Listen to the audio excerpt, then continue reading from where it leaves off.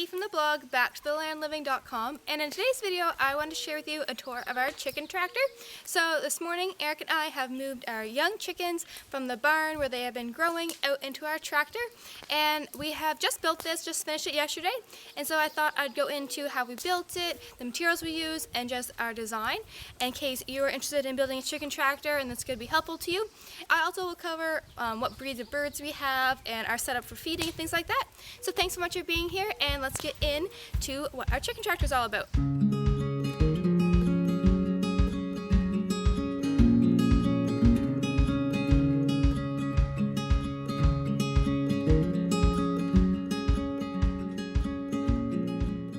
So the reason that I don't have a full build video for you is because Eric has just been working on this as he has a few minutes here and there over the last month or so, and so we just put a push on yesterday to finish it up, and so I thought I would just go over, now that we're done, all that we have done to build this.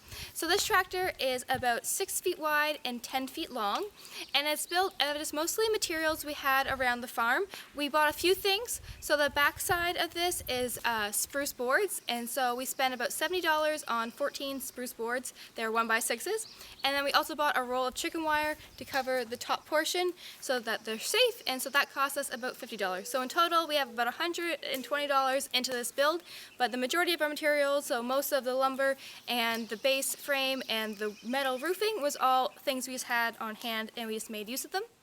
So the bottom frame of this tractor was made out of actually old greenhouse benches that were just here around the farm and they weren't being used. So we took the legs off them and used those two benches as the side pieces for the base of the tractor, and then we framed in each end. And in the middle of the front end we built the door frame, and then we mirrored that in the back end. Then ran 2x4s connecting the top of the two door frames, and so the back was the frame for putting the back wall on, and the front is the frame where we put the door. And then we just ran strapping up to it to make it into like a triangle shape and cover that whole front piece in chicken wire so that they wouldn't get out and they would be protected from any predators. For the door, we just framed in a rectangle that was the size of the door frame we built and put some chicken wire over it, added some hinges and a hook. And then in the back end we built a mini chicken coop, and that's so they can get away from the rain mostly, so they can get underneath of it and get protected from the sun and the rain, and they can also get up inside of it, and that's where we have the roost and we will put the nest boxes. So that back end piece is the 6 feet wide and about 2.5 feet deep, and that is just built out of mostly metal roofing, and the back end is out of spruce boards. And what we did was we put at the level where it turns from the rectangle bottom to the top triangle piece, we ran a board along there so that we had a little floor in the back end. And then we put some of the extra wire that we had, the heavier wire that was from the greenhouse tables, we put those as the floor so that it was a grate that they could stand on. The chicken wire was a little flimsy, so this wire was a bit heavier, and so that way they can stand on it back inside the coop, but with they poop and things it will fall down into the ground so you don't have to clean it out. So 2/3 of that back coop is the floor base, and then the 1/3 is where they get up into it. And right now we just have it open, but if they can't get up, we find they're not going up, we'll add a little ramp for them. And so up inside of there we covered the whole front piece with just metal roofing that we had, and both sides are covered in metal roofing, and the back is those boards, and we put a hatch on it that we can lift up and look inside and get in there to collect the eggs or to get to any chickens if we need to. And we decided to make it the full width of the coop section so that we could reach all corners of it, and we just put 2 hinges and they lift up and they actually will stay, which is really nice. And just a little latch so we can open it and close it and lock it up.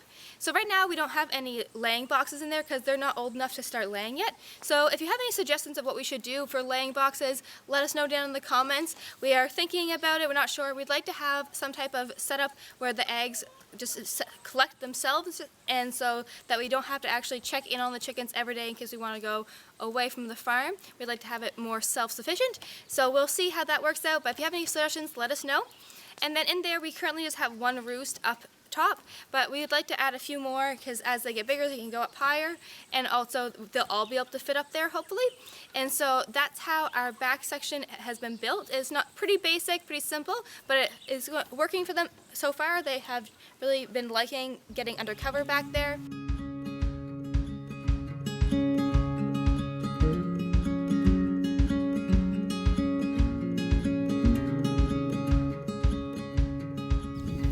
So the feeder and the water are both hanging from that center beam that runs the whole distance of the coop, and we decided to put along the full flat top a piece of metal roofing just to give them a bit of protection, so if it's raining they'll still be able to come out and eat and just not be quite as in the elements. And we have just bought these at our local feed store, and they're great because they can hold enough for a few days, so we don't have to be feeding them every single day. And we added the bottom of a bucket to cover up the food feeder, because we found we had this just on the ground in the stall where they were growing in the barn until they moved out here, and we found they would roost on it and then they'd poop in the food and it just make a mess. And so adding that bucket that is just free floating over top and it's hooked to the chain, that helps so they won't roost on it, and we're hoping it'll keep them off it and so it'll keep the food clean. And then for the water, it's just hanging and it's covered so that it also stays clean. And so that's how we have the feeding situation set up. And also they've been loving just picking at the grass and getting at bugs and things.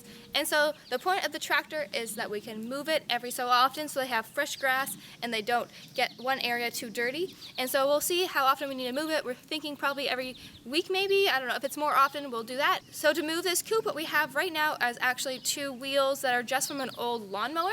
But we find I think they're too small, so right now they were okay just to bring it out and set it up for today and probably for the next little bit until we can get some bigger wheels. But they're making it a bit of a challenge. So we're gonna hopefully get bigger wheels and add them on so it's easier to move the coop. And so the wheels are all they are to attach is that we have drilled a hole in the back corner, in each back corner, and put a large bolt through it, and the wheel is attached through on the bolt and then with just a nut on the end to hold it there. So to move the coop, all we have to do is go inside and lift up on the frame and shuffle it forward, and the chickens will walk along with it.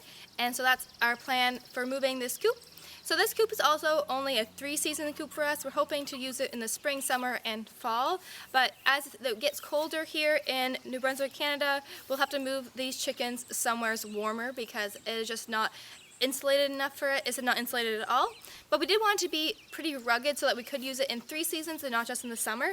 And so it's actually a pretty heavy coop compared to others that I have seen. But we wanted it to be pretty rugged and to be able to stand up for us for a long time. And so we decided that we'd rather it be a bit heavier and have it a bit more sturdy. And so we'll be able to move this down by our cabin once we have it built and put it wherever we want. So that's what a benefit of having it on wheels is you can take it with you wherever you go.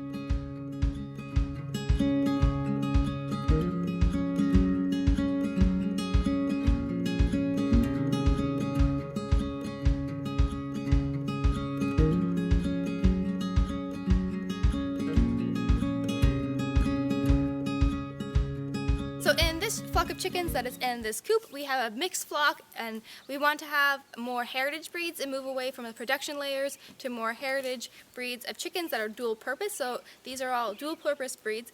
And so we have 4 light Brahmas. They're the ones that are black and white with the fluffy feet. And then we have Orpingtons. So we have 1 black Orpington, the one that is big and black, and then we have 2, we think they're spotted or blue Orpingtons, the gray ones, and then we have 1 white one, and we're not sure what it is. We think it's a barnyard mix maybe. We were supposed to get another Orpington, but when they're really small and they're just a day old chicks, it's hard to tell what species they are. So we got that little lady, and we're glad we have her because she's a hen, and she also just adds to the flock, so that's nice.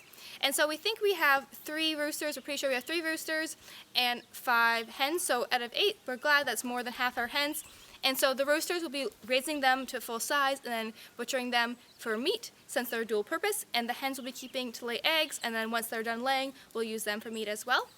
So these chicks, we got them from a farm in Hampton, New Brunswick, and it's called Belding Hill Farms, and we were really happy with them. They had a lot of different breeds of chicks, and so we brought them home, and they were just a few days old, and we grew them up in the barn, and now they're out here in the chicken tractor.